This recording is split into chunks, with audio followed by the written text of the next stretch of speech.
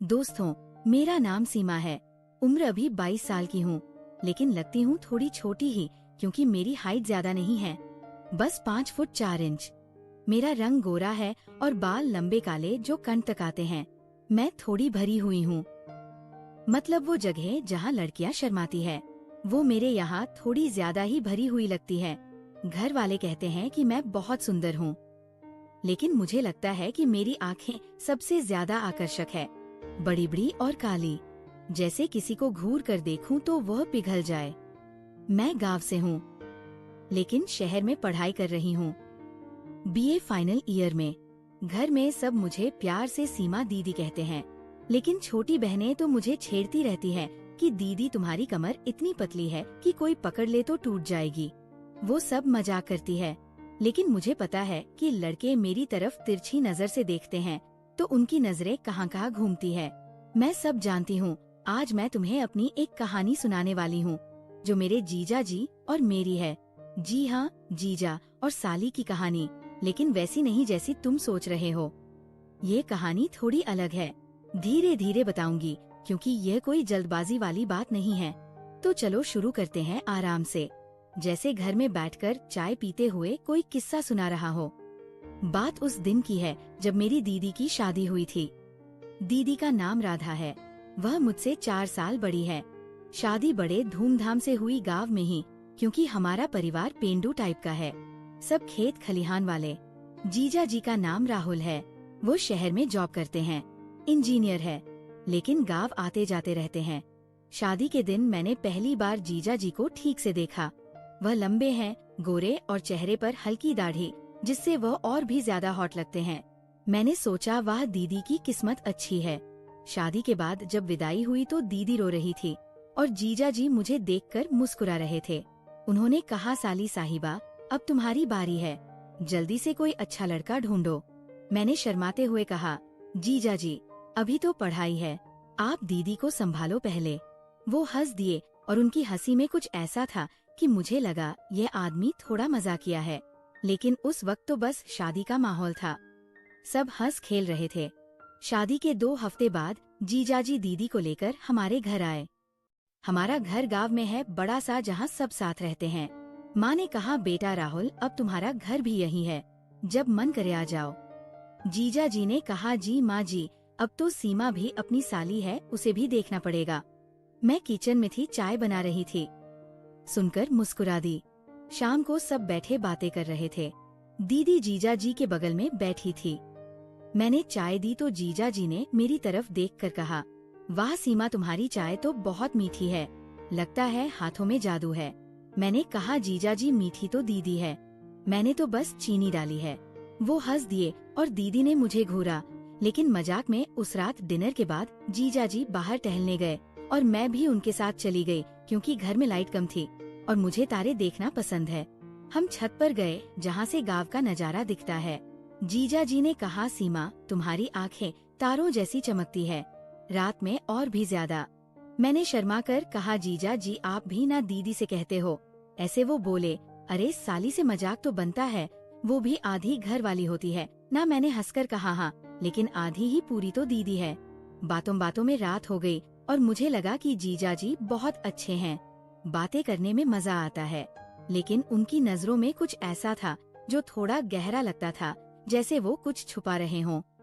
अगले दिन सुबह जीजा जी ने कहा कि वह मुझे शहर ले जाएंगे, क्योंकि मुझे कॉलेज की कुछ किताबें चाहिए थी।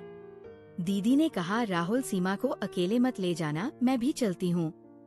लेकिन जीजा जी बोले, अरे राधा, तुम आराम करो, मैं और सीमा जल्दी आ जाएंगे, साली को थोड़ा घुमा भी दूंगा। दीदी हंसती और हम निकल पड़े। गाड़ी में बैठे जीजाजी ड्राइव कर रहे थे। रास्ते में उन्होंने कहा, सीमा, मैंने कहा, जीजा जी आप भी ना, मैं तो मजबूत हूँ, गांव की लड़की हूँ। वो बोले, हाँ मजबूत तो लगती हो, लेकिन नाजुक भी।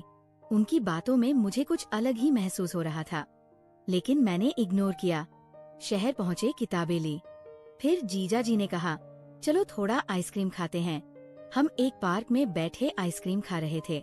जीजा जी ने मेरी आइसक्रीम की तरफ देखकर कहा, तुम्हारी जीभ पर लगी है, साफ करो। मैंने शर्मा कर साफ किया और वह मुस्कुरा रहे थे। मुझे लगा ये मजाक है, लेकिन उनकी आंखों में कुछ अजीब सी चमक थी। मेन आइसक्रीम खाती रही। वो मेरी तरफ देखकर धीरे धीरे मुस्कुराते रहे। वापस आते वक्त गाड़ी में उन्होंने म्यूजिक लगाया, एक रोमांटिक गाना, और कहा, सीमा तुम्हें डांस आता है? मैंने कहा हाँ, लेकिन घर में ही। वो बोले, कभी मुझे सिखाना, मैं तुम्हारे साथ प्रैक्टिस करूँगा। मैंने हंसकर कहा, जीजाजी दीदी को पता चलेगा तो मारेंगी। वो हंस दिए और हम घर पहुंच गए। उस दिन से मुझे लगने लगा कि जीजाजी मुझसे थोड़ा ज्यादा बातें करते हैं, लेकिन दीदी को बुरा नहीं लगता। फिर एक हफ्ता बीता। जीजाजी दीदी को लेकर अपने शहर चले गए, लेकिन हर वीकेंड पर आते। एक बार वह अकेले आए क्योंकि दीदी की तबीयत ठीक नहीं थी। माँ ने कहा, बेटा राधा को अकेला मत छोड़ो, लेकिन जीजाजी बोले, माँ जी वो आराम कर रही है, मैं सीमा को कुछ काम सिखाने आया हूँ। वो कह रही थी कंप्यूटर सीखना है। मैं खुश हो गई क्योंकि मुझे कंप्यूटर चलाना आता था, लेकिन एडवांस नहीं। शाम को जीजाजी मेरे कमरे में आए लैपटॉप लेकर। हम बेड पर बैठे, वो मुझे सिखा रहे थे। उनकी उंगलियां कीबोर्ड पर चल रही थी और कभी मेरी उंगलियों को छू लेती। उन्होंने कहा, सीमा तुम्हारी उंगलियां इतनी नरम है जैसे रेशम। मैंने कहा, जीजाजी आप सिखाओ ना, मजाक मत करो। वो बोले, अरे मजाक कहाँ, सच कह रहा हूँ। अब ये देखो, ये बटन दबाओ। सिखाते सिखाते रात हो गई और जीजाजी ने कहा, थक गई हो, मसाज कर दूं? मैंने चौंक कर कहा, नहीं जीजाजी मैं ठीक हूँ। वो हंस दिए, अरे कंधों की तुम्हारी दीदी की तो मैं रोज करता हूँ। मैंने मना कर दिया, लेकिन दिल में कुछ गुदगुदी सी हुई। उस रात मैं सोचती रही, जीजाजी ऐसी बातें क्यों करते हैं? क्या वह मजाक करते हैं या कुछ और? धीरे धीरे महीने बीतने लगे। जीजाजी हर बार आते और मेरे साथ समय बिताते। एक बार घर में सब सो गए थे। रात के 11 बजे मैं किचन में पानी पीने गई तो जीजाजी वहाँ खड़े थे। उन्होंने कहा, सीमा नींद नहीं आ रही? मैंने कहा, हाँ जीजाजी, गर्मी है ना? वो बोले, हाँ गर्मी तो बहुत है, शरीर जल रहा है। उनकी बात सुनकर मैं थोड़ा असहज हुई, लेकिन कहा, पंखा चला लो।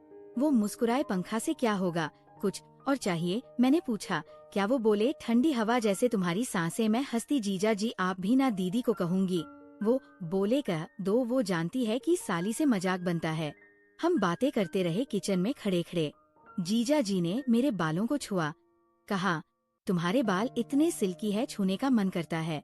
मैंने पीछे हटकर कहा, जीजाजी मत करो, लेकिन वो हंसते रहे।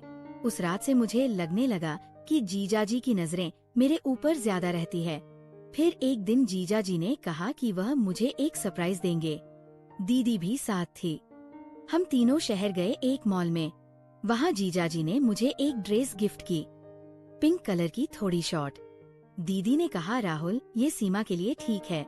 जीजाजी बोले, हाँ वो पहन कर देखेगी तो पता चलेगा। मैंने चेंजिंग रूम में जाकर ट्राई की, बाहर आकर दिखाया। जीजाजी ने कहा, वाह सीमा तुम्हारी टांगे कितनी सुंदर लग रही हैं, जैसे मॉडल। दीदी ने हंसकर कहा, बस करो राहुल। लेकिन मुझे लगा उनकी तारीफ में कुछ ज्यादा ही गर्मी थी। शाम को घर आकर मैंने वह ड्रेस पहनी और जीजाजी छत पर मुझे देखते रहे। उन्होंने कहा, सीमा तुम्हारी बॉडी पर ये ड्रेस फिट बैठती है, हर कर्व दिखता है। मैंने शर्माकर कहा, जीजाजी ऐसी बातें मत करो। वो बोले, क्यों, सच्ची बात है। बातों बातों में हम छत पर टहलते रहे और जीजाजी ने मेरे कंधे पर हाथ रखा, कहा, तुम थक गई हो, सपोर्ट चाहिए। मैंने हटा दिया, लेकिन दिल धड़क रहा था। समय बीतता गया और जीजाजी की बातें और ज्यादा गहरी होने लगी। एक बार घर में पार्टी थी, रिश्तेदार आए थे। जीजाजी ने मुझे डांस के लिए कहा। हम सब डांस कर रहे थे और जीजाजी मेरे करीब आ गए। उनकी कमर मेरी कमर से छू रही थी और उन्होंने कान में कहा, सीमा तुम्हारी बॉडी इतनी हॉट है, डांस में और गर्मी लग रही है। मैंने दूर हटकर कहा, जीजाजी सब देख रहे हैं। वो हंस दिए, अरे मजाक है। लेकिन मुझे लगता था कि मजाक के पीछे कुछ है। दीदी को मैंने बताया तो वो बोली, अरे सीमा राहुल ऐसे ही है, वो तुझे छेड़ता है क्योंकि तू उसकी पसंदीदा साली है। मैं चुप रही, लेकिन सोचती रही कि क्या होगा अगर ये मजाक आगे बढ़ जाए। महीनों ऐसे ही बीते। जीजाजी आते, मुझे गिफ्ट देते, बातें करते, छूने की कोशिश करते, लेकिन कभी जबरदस्ती नहीं। एक बार रात को मैं सो रही थी, जीजाजी कमरे में आए, कहा, सीमा पानी है। मैं उठी, पानी दिया। वो बैठ गए। कहा, तुम्हारी नींद में भी तुम सुंदर लगती हो, जैसे कोई परी। मैंने कहा, जीजा जी जाओ ना, दीदी इंतजार कर रही होंगी। वह बोले, राधा सो गई है, मैं तेरे साथ बात करना चाहता हूँ। हम बातें करने लगे देर रात तक। जीजाजी ने मेरे हाथ पकड़े। कहा, तुम्हारी स्किन इतनी सॉफ्ट है, छू कर देखूं। मैंने मना किया, लेकिन वो मुस्कुराते रहे। मुझे लगने लगा कि जीजाजी मुझे हमेशा छूने की कोशिश क्यों करते रहते हैं। फिर एक दिन जीजाजी ने कहा कि वो मुझे एक स्पेशल जगह ले जाएंगे जहाँ कोई नहीं जाता। दीदी को काम था तो वो नहीं आई। हम गांव के बाहर एक पुराने बगीचे में गए जहाँ फूल और पेड़ थे। वहाँ बैठे जीजाजी ने कहा, सीमा, तुम्हें पता है, साली जीजा की आधी घर वाली होती है, लेकिन कभी कभी पूरी भी बन जाती है। मैं चौकी, जीजाजी क्या कह रहे हो? वो बोले, मजाक कर रहा हूँ, लेकिन अगर तुम कहो तो। मैंने कहा, नहीं, कभी नहीं। लेकिन वो करीब आए, मेरे गाल पर हाथ रखा, कहा कि तुम्हारे होठ इतने गुलाबी हैं, जैसे गुलाब की पंखुड़ी छूने का मन करता है। मैं पैर थी, लेकिन दिल में सस्पेंस था कि अब क्या होगा। वो हंस दिए, अरे डर मत, मैं ऐसा नहीं हूँ। हम वापस आए, लेकिन मेरे दिमाग में वह बात घूमती रही। ऐसे ही दिन बीतते रहे। जीजा जी की बातें, उनकी नजरें, सब मुझे लगता था कि कुछ होने वाला है। मैं डरती भी, उत्सुक भी। एक बार घर में मैं और जीजा जी अकेले थे। उन्होंने मुझे टच किया और कहा, सीमा, तुम मेरी फेवरेट हो। उनका बॉडी टच मुझे फील हुआ, लेकिन वो रुक गए। मैं सोचती अब क्या होगा, लेकिन नहीं। महीनों बाद एक दिन जीजा जी ने मुझे बुलाया। कहा, सीमा, तुमसे कुछ कहना है। मैं डर गई, सोचा अब वो कुछ कहेंगे, लेकिन वो बोले, सीमा, मैं जानता हूँ कि तुम्हें लगता है मैं तुम्हारे साथ फ्लर्ट करता हूँ, लेकिन सच ये है कि मैं तुम्हें अपनी बहन जैसी मानता हूँ। वो सब बातें सब इसलिए क्योंकि मैं तुम्हें टेस्ट कर रहा था। दरअसल मुझे पता चला था कि गांव में एक लड़का तुम्हारा पीछा कर रहा है जो गलत टाइप का है। मैं तुम्हें सिखाना चाहता था कि ऐसे लोगों से कैसे डील करो, कैसे उनकी बातों में ना फंसो, और वो गिफ्ट जगह सब इसलिए कि तुम कॉन्फिडेंट बनो। लेकिन अब मैं तुम्हें बताना चाहता हूँ कि मैंने तुम्हारे लिए एक अच्छा लड़का ढूंढा है, जो तुम्हारी पढ़ाई पूरी होने के बाद शादी के लिए तैयार है, और दीदी को सब पता है। मैं हैरान रह गई। वो सब मजाक नहीं, एक सबक था जहाँ जीजा ने साली की रक्षा की। और अब मैं खुश हूँ क्योंकि वह लड़का जो जीजा जी ने ढूंढा वह मेरा क्रश था। तो दोस्तों, कहानी ऐसी थी जो सबको पसंद आएगी। अगर ये कहानी और इसकी सीख आपको छू गई हो तो दिल से एक लाइक जरूर कर दें।